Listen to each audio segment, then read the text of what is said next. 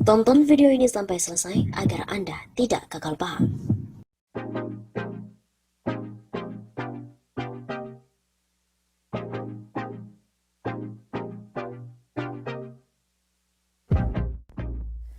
Halo Sobat 551 Sapa, kembali lagi bersama dengan kami untuk mengulas fakta-fakta perpolitikan dan juga informasi terkini di tanah air. Ngeri, ini dia dalang yang berupaya untuk gagalkan Anies Baswedan jadi Capres 2024. Para perampok uang negara dan juga pengusaha yang terlibat reklamasi di pantai utara Jakarta akan berupaya secara sistemik, terstruktur dan juga masif menggagalkan Anies Baswedan menjadi calon presiden 2024. Anies tidak bisa diajak kompromi untuk mencuri harta milik negara. Kasus 13 pulau reklamasi yang ditutup oleh Anies adalah contoh konkret bahwa Anies tidak bisa diajak kompromi untuk hal-hal yang melanggar aturan dan juga berpotensi merugikan negara.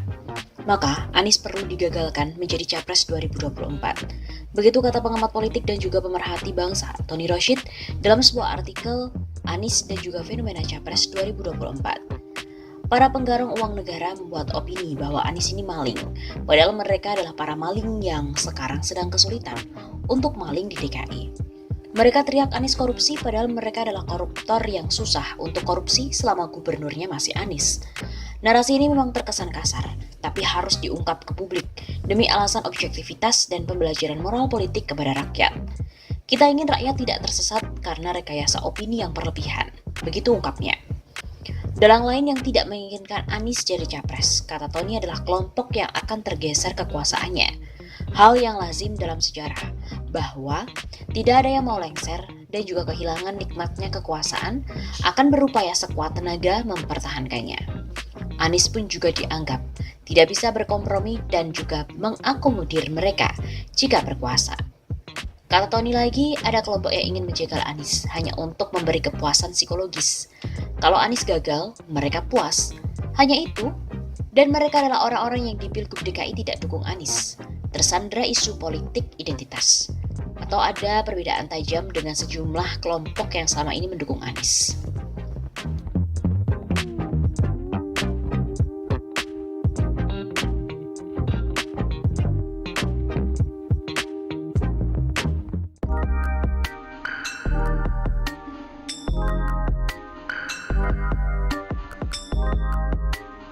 Halo Sobat 651 Sapa, kembali lagi bersama dengan kami untuk mengulas fakta-fakta perpolitikan dan juga informasi terkini di tanah air. Beginilah fakta-fakta Anies Baswedan yang bukan merupakan seorang pembohong. Anies Baswedan sudah lebih dari 4 tahun mengemban amanah mulia sebagai Gubernur DKI Jakarta. Tugas Anies Baswedan sebagai Gubernur DKI Jakarta akan berakhir tahun depan pada 16 Oktober 2022. Genap 4 tahun mengemban amanah warga Jakarta. 23 janji Anies Sandi saat kampanye Pilkada DKI Jakarta pada tahun 2017 telah ditunaikan nyaris sempurna. Kini pun menjadi Anies Risa. Janji stadion telah Anies Baswedan tunaikan. Pembangunannya 17 Desember 2021 sudah mencapai 89%.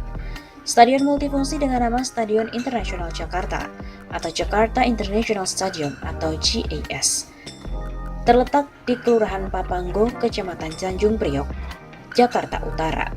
Stadion yang paling spektakuler, didesain sebagai stadion modern kelas dunia, terbaik se-Asia.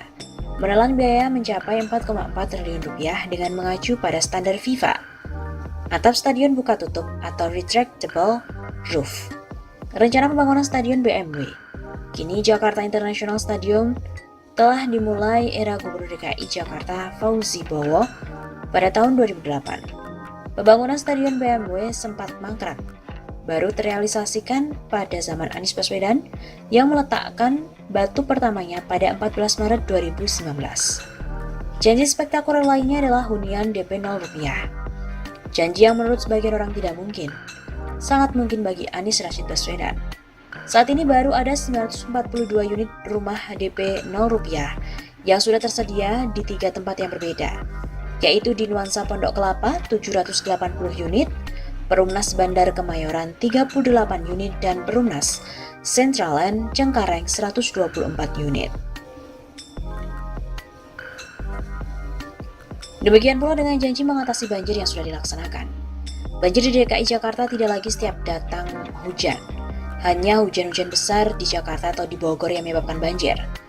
Janji lainnya yang telah ditunaikan dengan sempurna, seperti penataan trotoar. Sekarang Jakarta makin cantik dan indah, kotanya pun kelas dunia. Integrasi transportasi yang mendapatkan penghargaan kota kelas dunia, Sustainable Transport Award atau STA, pada tahun 2021. Warga Jakarta juga makin dimanjakan dengan kartu kesejahteraan seperti kartu pekerja, kartu Jakarta Lansia, KJMU, KJB Plus, Jaklingko yang sebelumnya OKO Trip, Jakpreneur yang sebelumnya OKOC, hingga Taman Maju Bersama.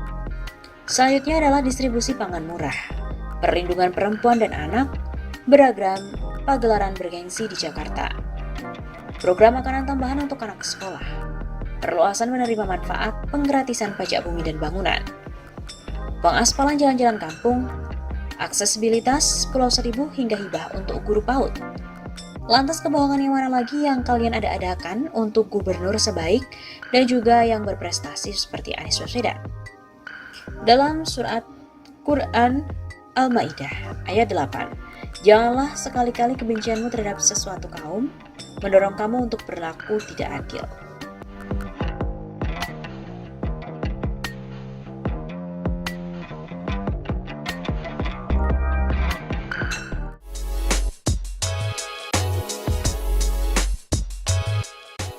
DKI Jakarta menjadi provinsi terbaik dalam pengembangan program inklusi keuangan dari Otoritas Jasa Keuangan atau OJK. Penghargaan bernama TPAKD Award 2021 atau Tim Percepatan Akses Keuangan Daerah Award diterima langsung oleh Gubernur DKI Anies Baswedan.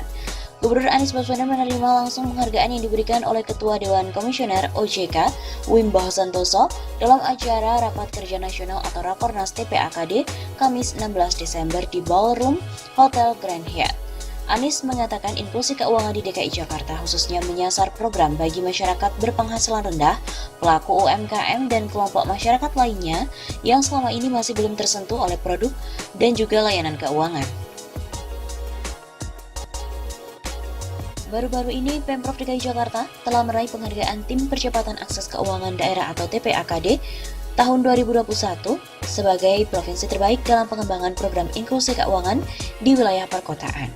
Gubernur DKI Jakarta Anies Baswedan sendiri telah menerima langsung penghargaan yang diberikan oleh Ketua Dewan Komisioner OJK, Wimbo Santoso, dalam acara Rapat Kerja Nasional di Ballroom Hotel Grand Hyatt, Kamis 16 Desember.